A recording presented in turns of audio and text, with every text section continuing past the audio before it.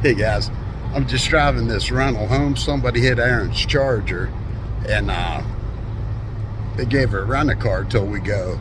Needs a fender in the door, basically. Took off the mirror.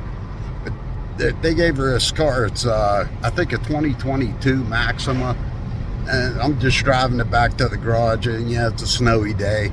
Don't really feel like doing nothing, but you know, running in my head, I mean, there's only so much experimenting you could do on a car, but one thing's always good is to have like known good cam and crank correlation. So that idea just popped in my head while I'm driving. I'm like, what can I do to a car that only got like 40,000 miles on it? Yeah, there's nothing to look for, but you know, if you get an opportunity, you get a car, those cam and crank correlations, they come in handy. This is probably, I'd say, the newest car that I had the opportunity to do something like that on. So I was going to say when I make it back, but it's looking like it. Yeah, I'm going to pull it in the garage and see how easy it is to get to. I mean, that's what, you don't want to be too evasive, but you know, if things are as easy to get to as that tracks, it's good keeping record of that, the cam crank correlation. A lot of people look for that. I mean, I've looked for enough of them. And if we're all using the same kind of scopes, you know, Martin has a library, maybe upload it to it, might help somebody out someday.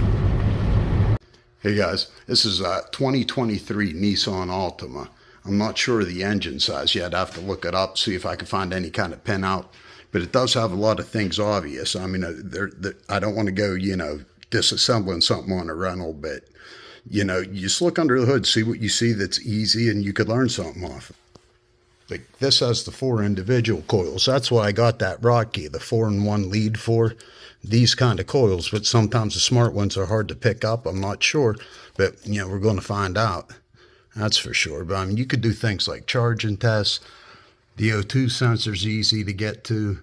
I mean, there's a lot of things you could do, but with a 40,000 mile engine, that's a pretty good, you know, still good running engine that would be good for a cam crank correlation. So that's mainly what I'm going to do.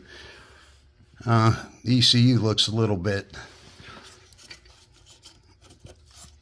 this is zip tied on. Well, got to take the cover off, but it doesn't look terribly, you know, invasive. But a lot of things out in the open, a lot of things to get a good scope test on with just, you know, a back probe or an amp clamp.